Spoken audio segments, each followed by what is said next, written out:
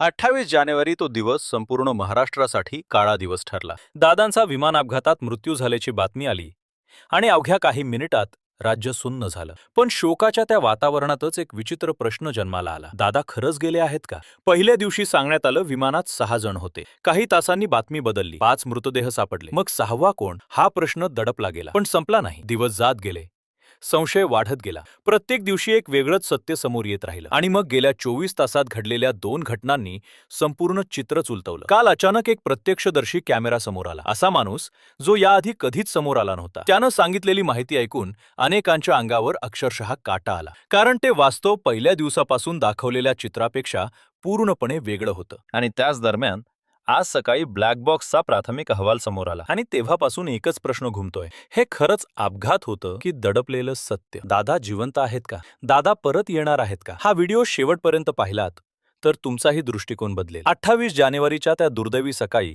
जेव्हा ही बातमी प्रसारमाध्यमांवर झळकली तेव्हा महाराष्ट्राच्या राजकीय आणि सामाजिक वर्तुळात एकच खळबळ माजली. जी बातमी स्वीकारणं कोणालाही शक्य नव्हते, ती बातमी क्षणार्धात वाऱ्यासारखी पसरली. राज्याच्या कानाकोपऱ्यात, अगदी मुंबईच्या मंत्रालयापासून ते बारामतीच्या शेताच्या बांधापर्यंत सर्वत्र केवळ आणि केवळ दादांच्याच नावाची चर्चा होती. एकीकडे निस्सीम प्रेम करणाऱ्या कार्यकर्त्यांचा आक्रोश होता, तर दुसरीकडे राजकीय भविष्याबद्दलची चिंता होती. मात्र या सर्व भावनिक कल्लोळात एक अत्यंत महत्त्वाची गोष्ट कोणाच्या तरी लक्षात येत होती, ती म्हणजे या घटनेतील विसंगती. सामान्यतः कोणत्याही मोठ्या अपघातानंतर जी स्पष्टता यायला हवी असते ती इथे दिसत नव्हती. उलट जसजसा वेळ पुढे सरकत होता तसतसं हे प्रकरण अधिकच गुंतागुंतीचं आणि रहस्यमय बनत चाललं होतं. सुरुवातीच्या काही तासांमध्ये प्रशासनाकडून देण्यात आलेली माहिती आणि त्यानंतर प्रत्यक्ष घटनास्थळावरून समोर आलेले वास्तव यात तफावत आढळू लागली होती. ही तफावतच आज एका मोठ्या संशयाला जन्म देत आहे, ज्यानं संपूर्ण राज्याला विचार करण्यास भाग पाडले आहे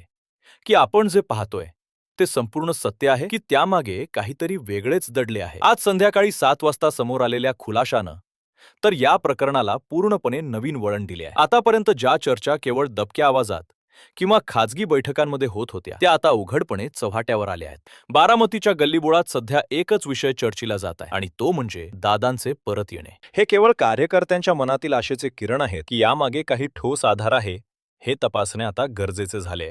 घटनेला 12 दिवस उलटून गेले, अंत्यविधी पार पडले, रक्षा विसर्जन झाले आणि राजकीय उत्तराधिकारी म्हणून सुनेत्रा वहिनींनी उपमुख्यमंत्री पदाची शपथही घेतली. वरकरणी पाहता सर्व काही सुरळीत आणि नियमानुसार झाल्यासारखे वाटत असले तरी पडद्यामागे काहीतरी वेगळेच शिजत असल्याची जाणीव आता प्रकर्षानं होऊ लागलीय. अपघाताच्या अवघ्या 10 मिनिटातच उपस्थित झालेली पहिली शंका आजही कायम आहे आणि ती शंका आता अधिक गडद झालीय. पहिल्या दिवशी जे सांगितले गेले, दुसऱ्या दिवशी त्यात झालेला बदल आणि त्यानंतर रोज येणाऱ्या नवीन माहितीमुळे तयार झालेला गोंधळ, हे सर्व काही एका मोठ्या कटाकडे निर्देश करत आहे का, याचा शोध घेणं आता क्रमप्राप्त ठरलंय. गेल्या 24 तासातील घडामोडींचा बारकाईनं अभ्यास केल्यास लक्षात येते की या प्रकरणाचे गांभीर्य आता अनेक पटींनी वाढले. यातील पहिली आणि सर्वात धक्कादायक घटना म्हणजे काल कॅमेरासमोर आलेला तो अज्ञात प्रत्यक्षदर्शी. आजवर या व्यक्तीचा कुठेही उल्लेख नव्हता किंवा तपास यंत्रणांनीही त्याच्याबद्दल कोणतीही माहिती दिली नव्हती. हा व्यक्ती जो स्वतःला त्या गावचा सरपंच असल्याचं सांगतो, त्यानं जो घटनाक्रम मांडलाय तो अधिकृत माहितीला पूर्णपणे छेद देणार आहे.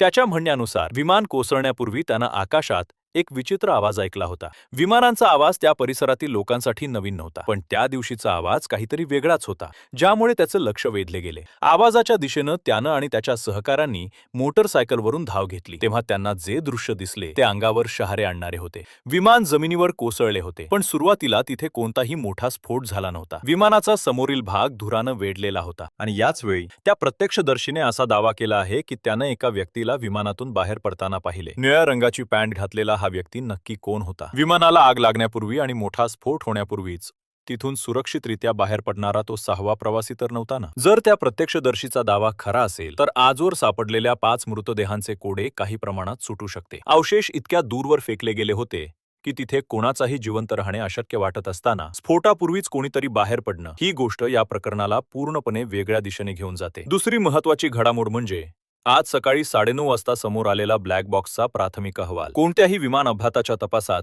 ब्लॅक बॉक्स हा सर्वात महत्त्वाचा पुरावा मानला जातो, कारण त्यात शेवटच्या क्षणांमधील वैमानिकांचे संभाषण आणि विमानाच्या तांत्रिक स्थितीची नोंद असते. या प्राथमिक अहवालात अपघाताचे कारण तांत्रिक बिघाड किंवा वैमानिकाची चूक असू शकते असे वरकरणी नमूद करण्यात आले. मात्र इथेच खरा पेच निर्माण होतो. जर तांत्रिक बिघाडामुळे विमान कोसळले असेल तर त्या प्रत्यक्षदर्शीनं सांगितलेला विचित्र आवाज कशाचा होता? आणि जर वैमानिकाची चूक असेल तर मग त्या 6व्या व्यक्तीचे रहस्य काय आहे? ब्लॅक बॉक्सचा रिपोर्ट आणि प्रत्यक्षदर्शीचे कथन हे दोन विरोधाभासी बिंदू आता या तपासाच्या केंद्रस्थानी आले. काल त्या व्यक्तीच्या वक्तव्यामुळे खळबळ माजली होती, तर आज या रिपोर्टमुळे पुन्हा एकदा सगळे अवाक झालेत. या दोन्ही गोष्टींमुळे जनतेच्या मनात असलेला दादा परत येणार आहेत का?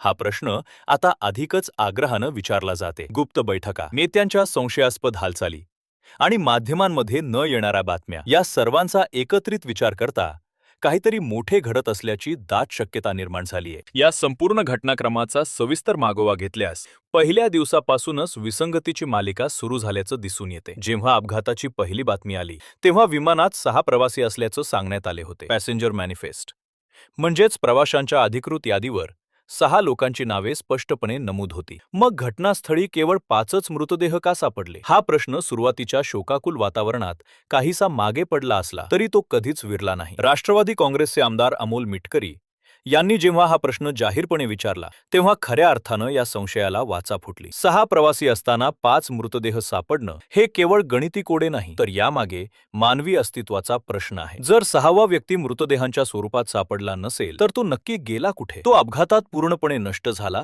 की अपघात होण्यापूर्वीच किंवा अपघातानंतर लगेचच तिथून गायब झाला? अमोल मिटकरींच्या या प्रश्नांनी प्रशासकीय यंत्रणेलाही विचार करण्यास भाग पाडले. त्यातच विमान पूर्णपणे जळून खाक झाले असताना काही विशिष्ट कागदपत्र आणि दादांच्या हातातील घड्याळ सुरक्षित कसे राहिले हा प्रश्नही तितकाच अस्वस्थ करणार आहे. आगीच्या भक्ष्यस्थानी पडलेल्या विमानातून काही वस्तू सुस्थितीत मिळणं आणि एका प्रवाशाचा थांगपत्ता न लागणं हे समीकरण जुळवणं कठीण जाते. या संशयाला आणखीन बळ मिळाले ते खासदार संजय राऊत यांच्या विधानानं. अपघाताच्या दुसऱ्याच दिवशी राऊत यांनी एक खळबळजनक दावा केला होता. त्यांच्या म्हणण्यानुसार दादांनी 15 तारखेलाच काही गुप्त फाईल्सचा उल्लेख केला होता. या फाईल्समध्ये सत्ताधारी पक्षातील काही बड्या नेत्यांच्या भ्रष्टाचाराचे पुरावे असल्याचे बोलले जात होते. जर हा दावा खरा मानला तर या अपघाताकडे पाहण्याचा दृष्टिकोनच बदलून जातो. हा केवळ एक अपघात नसून त्यामागे काहीतरी राजकीय कटकारस्थान किंवा घातपात तर नाही ना, अशी शंका घेण्यास वाव मिळतो. दादांकडे असलेली ती माहिती कोणासाठी तरी धोकादायक ठरत होती का? आणि त्या माहितीमुळेच हा अपघात घडवून आणला गेला का? असे प्रश्न आता दबक्या आवाजात विचारले जात आहेत. ब्लॅक बॉक्सच्या तपासाची मागणी आणि उच्च न्यायालयाच्या देखरेखीखाली चौकशी व्हावी हा आग्रह याच शंकांमधून पुढे आला आहे. तिसऱ्या आणि चौथ्या दिवशी जेव्हा राजकारणानं वेग घेतला, सुनेत्रा वहिनींनी पदाची शपथ घेतली, तेव्हा लोकांचे लक्ष काही काळासाठी विचलित झाले होते. परंतु पॅसेंजर मॅनिफेस्टच्या यादीनं पुन्हा एकदा सर्वांना वास्तवाची जाणीव करून दिली. अधिकृत कागदपत्रांवर 6 नावे आणि जमिनीवर 5 देह हा विरोधाभास कोणत्याही सामान्य माणसाला विचार करण्यास भाग पाडणारा आहे. 5व्या दिवशी तर या प्रकरणानं अधिकच नाट्यमय वळण घेतले. वैमानिकाच्या पत्नीनं समोर येऊन केलेला दावा कोणालाही हादरवून सोडणारा होता. तिनं टीव्हीवर दाखवले जाणारे फोटो आपल्या पतीचे नाहीत असे स्पष्टपणे सांगितले आणि तिचे पती जिवंत असल्याचं म्हटले. यामुळे तपासाच्या विश्वासार्हतेवरच प्रश्नचिन्ह निर्माण झाले. जर वैमानिकाबद्दलची माहिती चुकीची दिली जात असेल तर मग इतर माहितीवर तरी किती विश्वास ठेवायचा? 6व्या दिवशी दिल्लीतून विमानाचा मालक असल्याचा दावा करणाऱ्या एका व्यक्तीला अटक करण्यात आली. 6 तास त्याची चौकशी झाली, पण त्यातून ठोस काहीच हाती लागले नाही.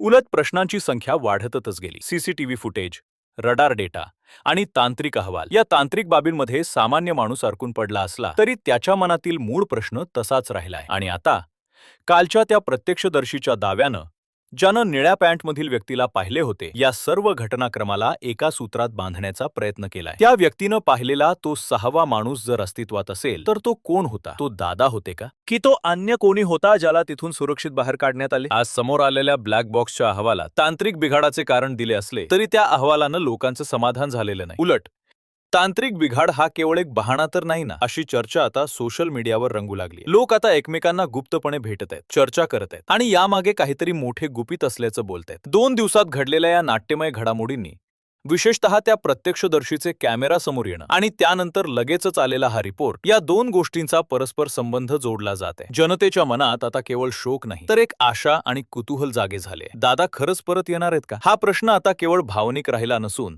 त्याला तर्काची जोड मिळते. जर तो 6वा प्रवासी जिवंत असेल आणि जर तो व्यक्ती दादा असतील तर ते इतके दिवस समोर का आले नाहीत? जे कोणाच्या सुरक्षिततेसाठी लपून आहेत की त्यांना नजरकैदेत ठेवले? असे अनेक तर्कवितर्क लढवले जात आहेत. दादांची कार्यपद्धती, त्यांचे राजकीय डावपेच आणि त्यांची अनपेक्षित निर्णय घेण्याची क्षमता पाहता त्यांचे समर्थक कोणत्याही शक्यतेला नाकारायला तयार नाहीत. महत्त्वाचे म्हणजे या व्हिडिओच्या माध्यमातून आम्ही कोणत्याही निष्कर्षापर्यंत पोहोचण्याचा दावा करत नाही. आम्ही केवळ समोर आलेली तथ्य, प्रत्यक्षदर्शींचे जबाब, नेत्यांची विधानं आणि जनतेच्या मनातील प्रश्न यांचा एक व्यापक आढावा घेत आहोत. हा अपघात होता की घातपात? दादा खरंच आपल्यातून गेलेत की त्यामागे काहीतरी वेगळे सत्य आहे? हे येणारा काळच ठरवेल. परंतु जोपर्यंत त्या 6व्या प्रवाशाचे गूढ उकलत नाही आणि जोपर्यंत प्रत्यक्षदर्शीच्या दाव्यांची शहानिशा होत नाही, तोपर्यंत महाराष्ट्राच्या मनात संशयाचे काहूर माजलेलेच राहणार आहे. तपास यंत्रणा आपले काम करत आहेत, परंतु जनतेच्या न्यायालयातील प्रश्न अधिक तीक्ष्ण आहेत. सत्य कधीकधी उघडपणे दिसत नाही, ते शोधावे लागते. कदाचित हे सत्य खूप कटू असेल किंवा कदाचित ते महाराष्ट्राला सुखद धक्का देणारे असेल. पण तोपर्यंत दादा परत येणार या प्रश्नाचे उत्तर काळाच्या गर्भात दडलेले आहे. तुम्हाला या सर्व घटनाक्रमाबद्दल काय वाटते? 28 जानेवारीला सकाळी 8:45 नक्की काय घडले असावे? हे सर्व योगायोग आहेत की त्यामागे काही वेगळेच सत्य दडलेले आहे? तुमचे मत कमेंट्समध्ये नक्की मांडा, कारण लोकशाहीत सत्य शोधण्याची जबाबदारी केवळ यंत्रणांची नाही तर जागृत नागरिकांची देखील असते. धन्यवाद.